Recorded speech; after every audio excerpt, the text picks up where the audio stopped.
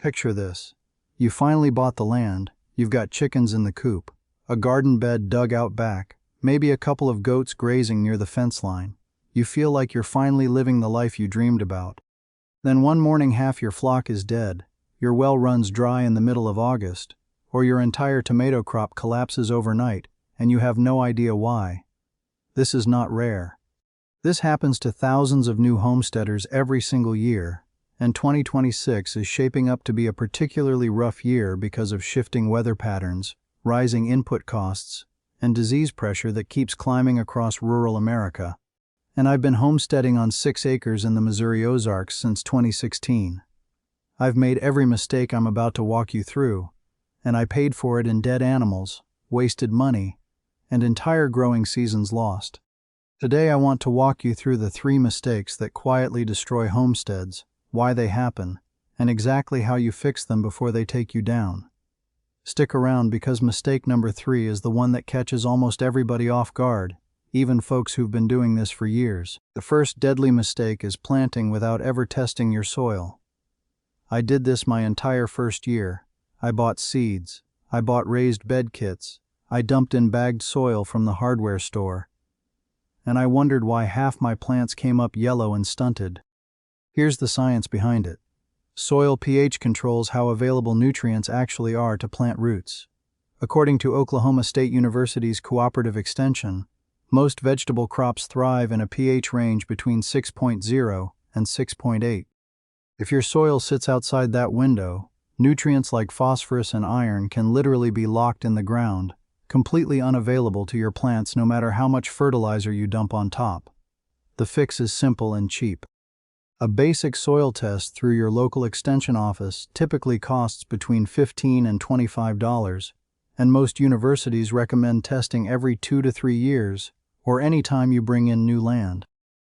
You send in a sample, usually about 2 cups of soil pulled from 6 inches deep across several spots in your bed, and within 2 to 3 weeks you get back a full breakdown of your pH, your nitrogen, phosphorus, and potassium levels. From there you know exactly what your soil needs, whether that's lime to raise pH, sulfur to lower it, or specific amendments like bone meal or composted manure. Stop guessing. Test first, plant second. The second mistake is one that has devastated homesteads across the country over the last few years, and that's ignoring basic biosecurity with livestock and poultry. Since 2022, the USDA Animal and Plant Health Inspection Service has tracked highly pathogenic avian influenza outbreaks that have affected more than 90 million birds across commercial and backyard flocks in the United States. Backyard flocks are especially vulnerable because most homesteaders never quarantine new birds. They let wild birds share water sources with their chickens, and they walk straight from a feed store or swap meat into their coop without changing boots or washing hands. The fix here is not complicated, it just requires discipline. Any new bird or animal coming onto your property needs a minimum 30-day quarantine in a separate space, away from your existing flock or herd, according to guidelines from the University of Georgia Poultry Science Department. Keep a dedicated pair of boots just for your coop area. Cover outdoor feed and water sources so wild waterfowl can't contaminate them, since wild ducks and geese are the primary carriers of avian influenza. Wash your hands between handling different animal groups. These small habits are the difference between a healthy flock and waking up to find your entire investment gone in 72 hours. The third mistake is the one that surprises even experienced homesteaders, and that's having zero backup plan when your primary water source fails. According to the United States Geological Survey, over 43 million Americans rely on private wells for their water, and unlike municipal systems, private wells are not regulated or monitored by the Environmental Protection Agency.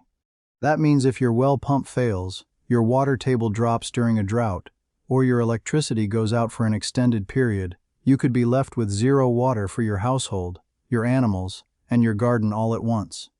In the summer of 2023, parts of the Midwest experienced well failures tied to falling water tables during extended drought conditions, according to reporting from the National Integrated Drought Information System. The fix is building redundancy into your water system before you need it.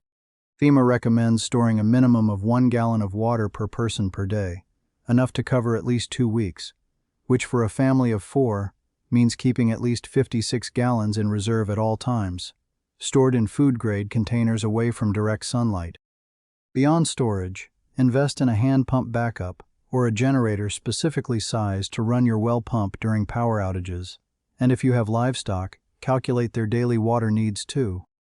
Since a single dairy goat can drink up to 3 gallons a day, and a full-grown cow needs closer to 30 gallons daily according to Penn State Extension livestock guidelines. Now that you know the 3 mistakes, here's how you actually build protection against all of them heading into next year.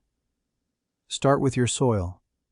Order your test kits this month, before spring planting season gets busy, so you have results back in plenty of time to amend your beds properly. Next, set up a real quarantine zone on your property.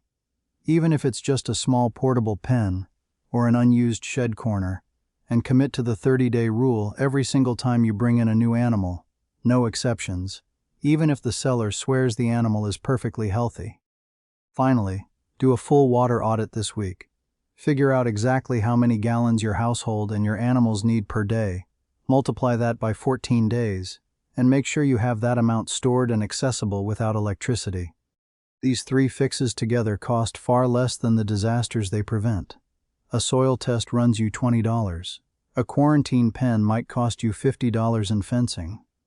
Water storage containers run about $15 each.